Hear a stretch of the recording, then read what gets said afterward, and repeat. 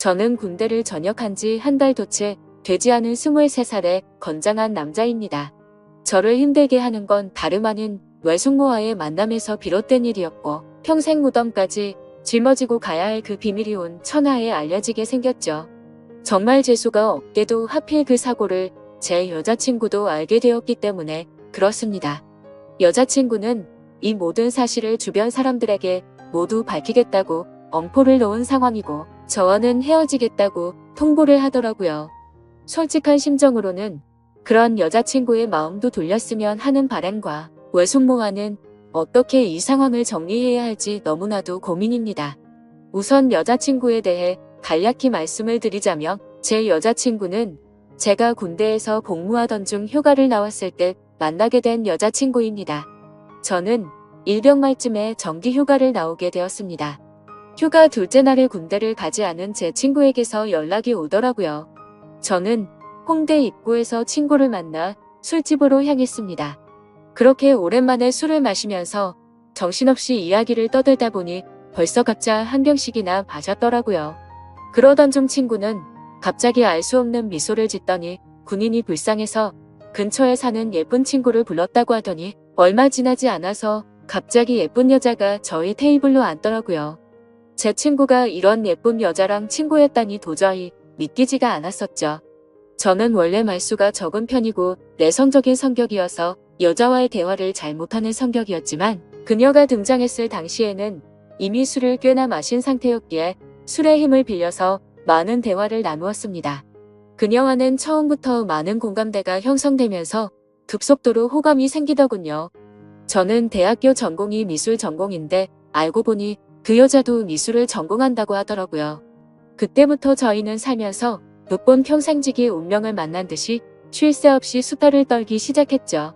그리고 제게 그 여자를 소개시켜준 친구는 저희가 대화가 잘 통하는 걸 보더니 눈치껏 먼저 자리를 빠져줬죠. 그렇게 이야기를 나누던 중 약간은 의아했습니다. 그 여자는 제가 군인인 걸 알면서도 이상하다 싶을 정도로 적극적이더라고요. 군대는 어느 지역에서 근무를 하는지 물어봤고 그곳에서는 무슨 일을 하는 건지 물어봤고 또 힘들지는 않은지 기타 등등 쉴 새 없이 제게 질문을 하더군요. 여자들은 군대 이야기를 싫어한다고 생각을 했었는데 그녀는 희한하게도 눈이 초롱초롱 빛이 날 정도로 호기심을 가득 안고서 묻더라고요. 아마도 예의상 물어본 걸 수도 있었겠죠. 하지만 그때 당시 저는 눈치도 없이 혼자 들떠서는 신나게 떠들어댔습니다. 그러던 중 대뜸 그녀는 이번 휴가 기간 동안에는 뭐 하면서 지낼 거냐고 물어보더군요. 그래서 저는 제가 생각했던 사실 그대로 휴가 기간 내내 그냥 집에서 푹 쉬려고 한다고 했더니 어떻게 황금 같은 시간을 그렇게 보내냐면서 자신이 데이트해 줄 테니까 내일도 만나자고 하더라고요. 솔직히 좀 이해가 가지가 않았습니다. 물론 그 정도로 제가 여자들에게 인기가 없었던 건 아니었지만 군인 신분인 저에게 이렇게 적극적으로 대해주니 기분이 묘하기도 하고 이상하더라고요. 하지만 그런 생각보다 사실은 좋았던 감정이 더 컸었죠. 군인 신분에 여자친구를 만들 생각이 없다는 헛된 생각은 제 착각일 뿐이더라고요. 저는 이미 이 여자와 결혼을 하고 애를 낳아서 화목한 가정을 만들 거라는 상상까지 할 정도로 빠져들어 있었습니다. 그렇게 다음날 저희는 약속을 잡고 이른 아침부터 설레는 데이트를 하게 됐습니다.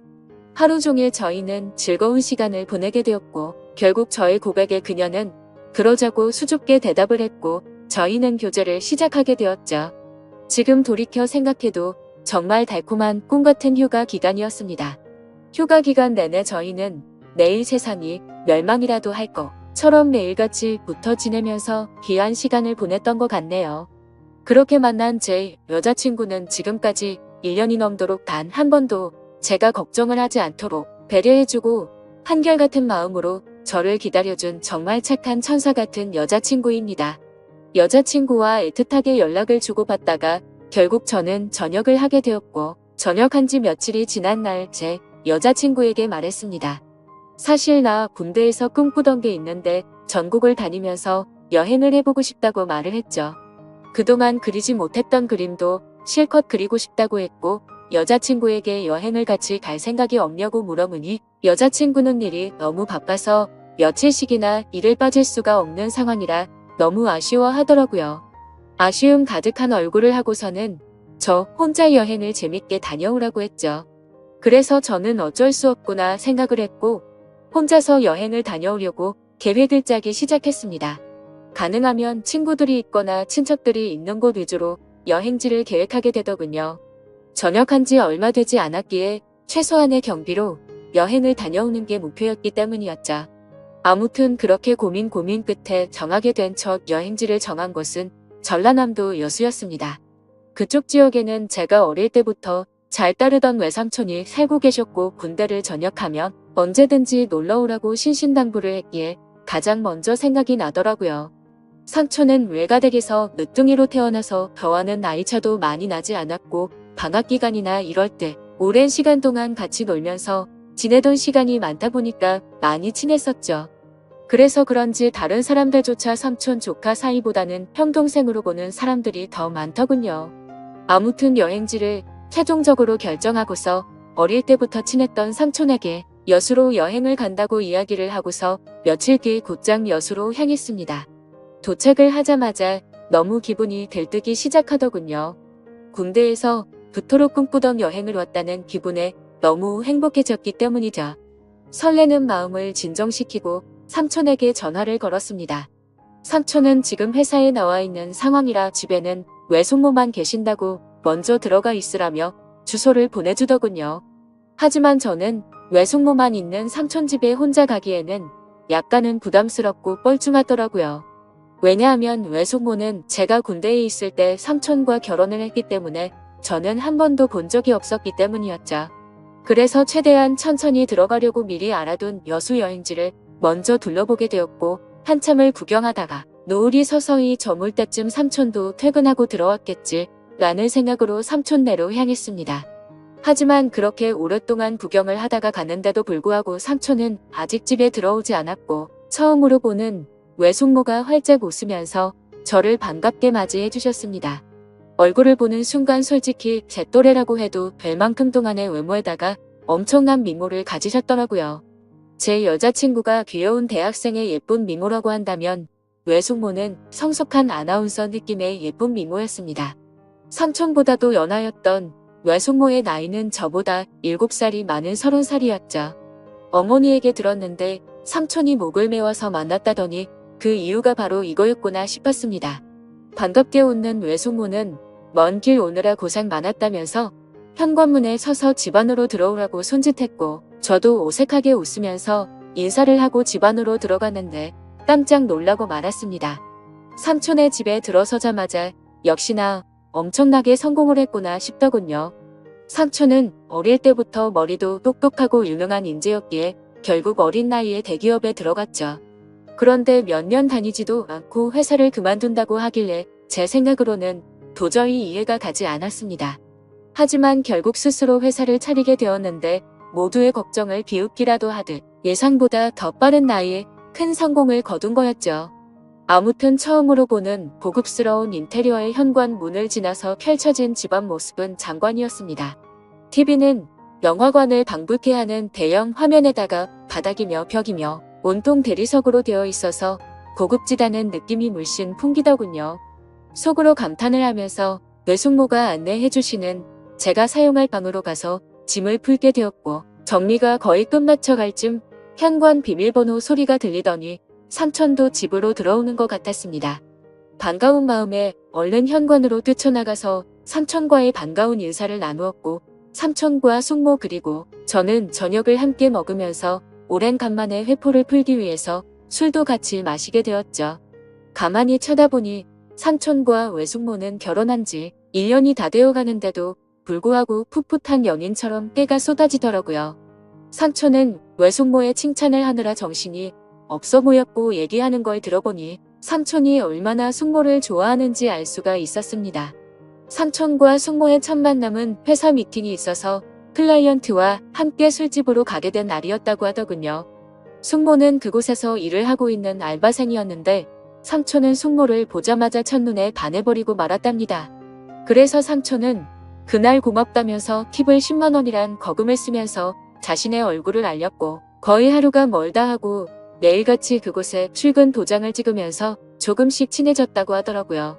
그렇게 끈질긴 고해 끝에 결국 두 사람은 연애를 하게 되었고 1년 전에 결혼까지 했다고 하더군요. 솔직히 저는 삼촌과 친한 사이가 맞기는 하지만 이 둘의 만남이 약간은 의아했었는데 그때부터는 이해는 갔습니다. 왜냐하면 삼촌은 똑똑하고 착한 사람인 건 맞지만 객관적으로 볼 때 겉으로 보면 남들보단 부족하긴 했었거든요. 그래서 겉으로 보면 누가 봐도 어울리지 않는 삼촌과 숙모였습니다. 한마디로 미녀와 야수 같은 느낌이랄까요? 그 생각이 들면서 역시나 남자는 돈이 많은 게 최고라고 하더니 그 말이 맞구나 싶었습니다. 그날 밤 저희 세 사람은 새벽이 넘어가는 늦은 시간까지 정신없이 술잔을 기울였죠. 그런데 저만의 착각이었던 건지 자꾸만 외숙모가 은근슬쩍 저를 바라본다는 느낌이 들더라고요. 얘기를 한참 하다가 숙모의 얼굴을 돌아보며 저를 보고 있다가 눈을 돌린다거나 술이 부족해서 제가 가져올게요 하며 굳이 제 손 웃으면서 제 팔을 잡는다든지 뭔가 기분이 묘해지더군요. 아무튼 저 혼자만의 생각으로는 숙모가 제게 오해를 할 만한 행동을 했다고 생각을 하기는 했지만 군대에 다녀와서 내가 뭔가 단단히 착각을 하는 건가 싶었고 술에 취해서 그랬나 보다 생각하고 결국 그날은 별로 대수롭지 않게 생각하고 넘어가게 되었죠. 그리고 그런 생각은 전혀 큰 문제도 아니었고 그저 단순히 그 자리가 즐겁고 재밌어서 앞으로 있을 일주일간의 여수 여행은 생각보다 지루하지 않겠다 싶어서 마냥 기분이 좋았던 것 같습니다. 다음날 늦잠을 자고 일어나 보니 삼촌은 일이 많아서 아침 일찍 출근을 한 상황이었고 숙모는 제게 숙취 해소에 도움될까 해서 콩나물국을 준비했다면서 얼른 밥을 먹으라고 하더군요. 그래서 식탁에 앉아서 밥을 먹기 시작하는데 숙모는 대뜸 제 앞에 앉아서 밥을 먹는 걸 지켜보더라고요. 갑작스러운 숙모의 행동에 저는 순간적으로 밥이 도로 튀어나올 뻔했죠. 저는 숙모에게 숙모는 식사하셨냐고 물어보자 본인은 이미 아까 전에 먹었다면서 아무렇지 않다는 듯이 계속해서 저를 쳐다보고 있더라고요. 그 상황이 너무 당황스러웠고 밥이 코로 들어가는지 입으로 들어가는지 모르겠더군요. 그렇다고 숙모가 무한하게 밥 먹는데 쳐다보지 말라고 하기도 어려운 상황이었죠. 그저 삼촌과 같이 있을 때도 혼자 밥 먹게 하는 스타일은 아닌가 보다 하고 말았습니다. 그렇게 밥을 먹고 있는데 숙모는 제 여행 스케줄을 물어보더군요. 그래서 계획했던 대로 얘기를 해줬더니 너무 재밌을 것 같다고 하더니 본인이 자처해서 관광하는 걸 도와주시겠다고 하더라고요. 솔직히 어색해서 괜찮을까 생각을 하긴 했지만 그 제안이 그리 나쁘지는 않았습니다. 그림을 그리기 위해서 이것저것 들고 다니면서 대중교통을 이용하면 분명히 많이 불편했을 텐데 숙모가 운전을 해주신다고 하니 그 차를 이용해서 다니면 훨씬 편할 거라고 생각이 들더군요. 그리고 어찌되었건 숙모와는 앞으로는 친척 사이가 되었으니 친해지는 게 좋겠다고 생각이 들었죠. 그렇게 함께 시작한 여행은 생각보다 더 편하고 즐거웠습니다. 처음에는 많이 낯설기도 했지만 숙모의 성격이 사람을 편하게 해주는 성격이라 그런지 금세 마음이 편해지더군요. 그리고 매일같이 밥도 같이 먹고 드라이브도 하다 보니 생각보다 금방 친해지는 기분이 들었죠.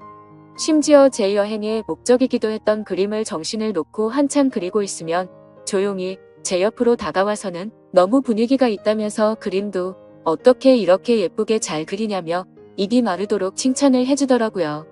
예쁜 미소로 웃으면서 그런 말을 하니까 내심 기분도 좋았었고 예쁘고 젊은 숙모랑 둘이서 다니다 보니 마치 데이트를 하고 있다는 착각까지 들었죠. 아무튼 그렇게 즐겁고 재밌는 하루하루를 보내다 보니 일주일 여행 기간 중에 순식간에 4일이라는 시간이 지나갔습니다. 그런데 그날 밤 삼촌은 해외 쪽에서 큰 문제가 생겨서 직접 급히 해외로 출장을 가셔야 한다고 했습니다. 그래서 저도 숙모와 둘이서 있기에는 좀 그러니까 마침 저도 친구들이 연락 와서 조금 급하게 올라가야 한다고 말을 했죠. 그런데 그 말을 하자마자 제가 제정신이 아니었던 건지 속으로는 왠지 모르게 아쉽다는 생각이 많이 들었고 괜히 급하게 올라간다고 했다는 생각에 후회스러운 마음도 조금은 들더라고요. 도대체 무슨 생각인 건지 그런 생각을 했던 제 스스로도 이해가 안 되었죠. 많이 가까워지고 친해져 버린 숙모와 이별을 한다고 생각해서 그랬던 건지 왠지 모를 마음이 들었습니다. 하지만 아무리 그래도 이런 생각을 했다는 그 자체만으로도 저를 스스로 욕을 해버리고 말았네요. 다음날 아침 삼촌은 예정대로 새벽부터 급히 해외로 출장을 떠나게 되었고 저는 여행의 마지막 술자리로 어제 마신 술 때문에 피곤해서 잠을 더 자고 있었습니다. 그런데 술에 취해서 정신없이 방에 들어와서 자느라 방문이 열려있는 것도 모른 채 자고 있었던 거죠. 정신이 없던 저는 평소 습관처럼 민소매에 반바지를 입고서 자고 있었습니다. 근데 잠결에 잘못 본 건지 외숙모가 제 방 앞에서 알짱거리는 듯한 뭔가 인기척이 느껴지더라고요. 뭔가 쳐다보고 있는 게 느껴지는데 갑자기 잠에서 깨기에는 조금 창피해서 눈을 감고 가만히 있었습니다. 근데 기분이 참 묘하더군요. 숙모라는 사람이 저를 몰래 쳐다보고 있는 느낌이라는 게 말이죠. 그래서 조금은 잠에서 깨어서 살짝 실눈을 떠서 봤는데 숙모의 그 눈빛을 잊을 수가 없었습니다. 한참을 몰래 보더니 자리를 비우게 됐고 저도 어느 정도 시간이 지난 뒤 늦은 점심시간쯤 일어났죠. 저는 샤워를 하고 나와서 다시 집으로 가기 위해서 짐을 정리하고 있는데 숙모가 부르더라고요. 제가 갑자기 서둘러서 떠나게 돼서 아쉽다면서 여행지로 꼭 추천해주고 싶었던 곳이 있는데 늦기 전에 그곳도 구경하고 밖에서 식사나 하고 저녁에 가는 게 어떻겠냐고 제게 물어보더군요. 저야 뭐 사실 삼촌의 부재로 인해 급하게 올라가려고 했던 상황이었기에 굳이 급하게 갈 이유는 없어서 숙모의 제안에 그렇게 하겠다고 대답을 했습니다. 그래서 간단히 식사를 마치고 나서 제 모든 짐을 숙모의 차에 싣고서 숙모가 추천하는 곳을 함께 가게 되었고 여수에서의 아쉬운 마지막을 만끽하고 있었죠. 그러자 숙모는 제게 가까이 다가오더니 제 옆에 앉아서 말을 꺼내더군요. 며칠 동안 저와 같이 여행을 하면서 이제 조금씩 친해지는 것 같았고 너무 즐거웠는데 갑작스럽게 간다고 해서 많이 아쉽다고 하더라고요. 그러더니 다음에도 놀러오면 같이 재밌게 보내자면서 제게 부탁을 할 게 있다고 하면서 대뜸 자신을 그려주면 안 되겠냐고 부탁을 하셨죠. 그래서 알겠다고 하고서 숙모를 스케치하기 시작했습니다.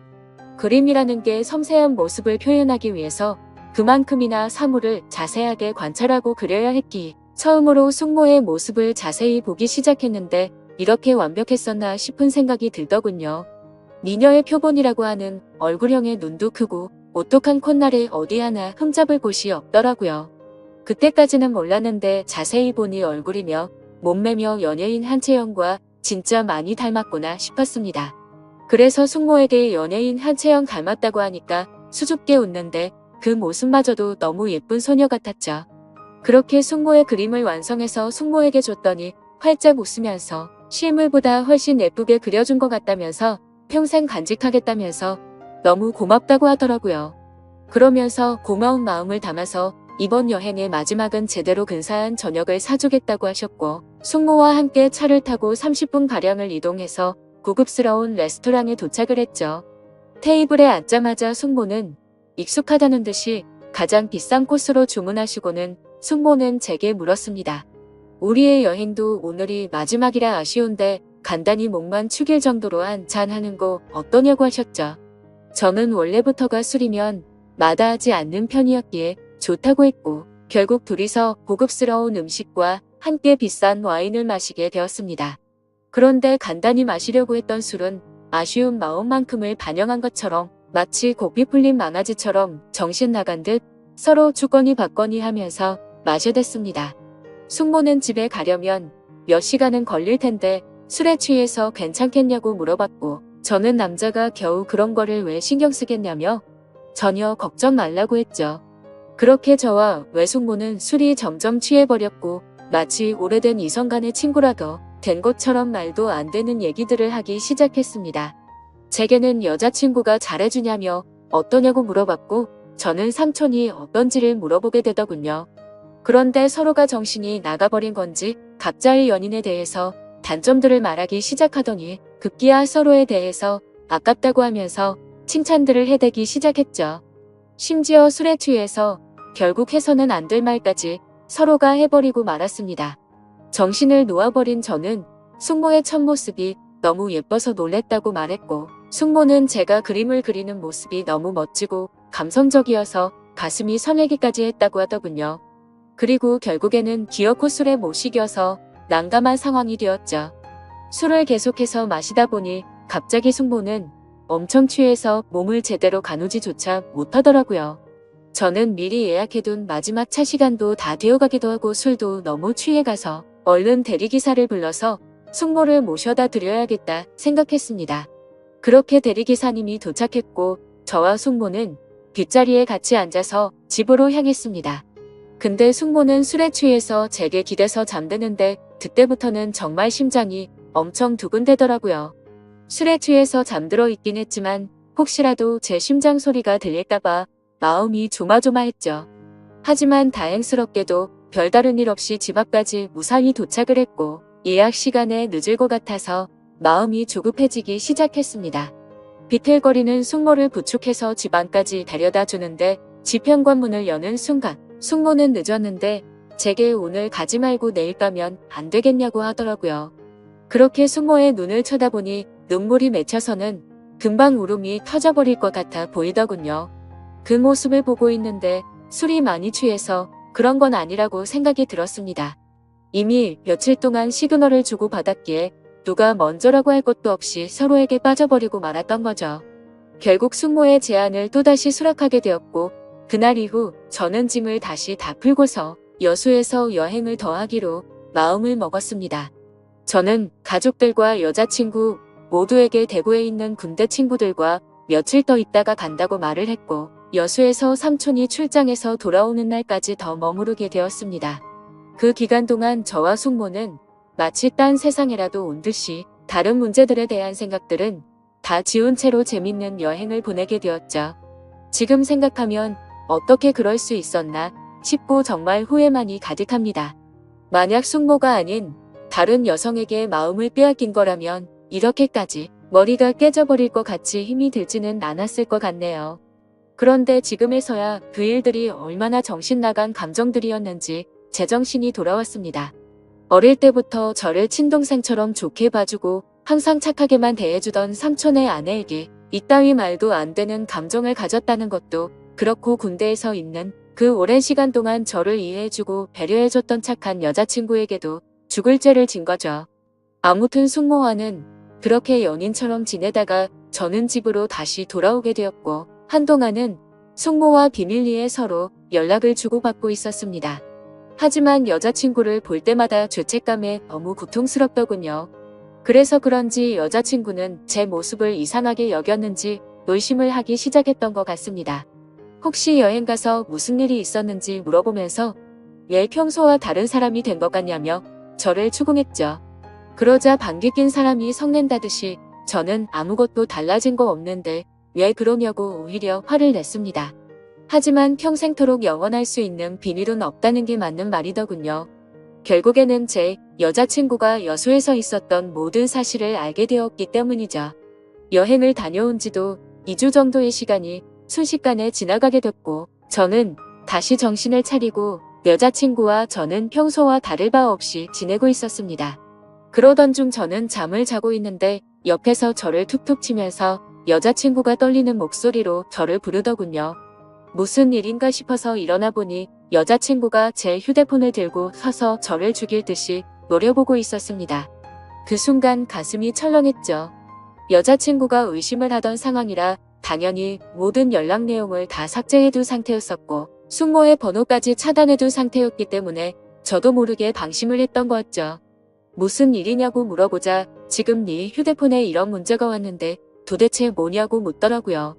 건네받은 휴대폰에 있는 문자 내용을 보니 숙모에게 온 문자였습니다. 저는 다시 일상으로 복귀하고부터 삼촌과 제 여자친구에 대한 죄책감과 감당할 수 없는 더 큰 일이 벌어지면 안 될 것 같아서 연락을 중단하고 번호까지 차단했었죠.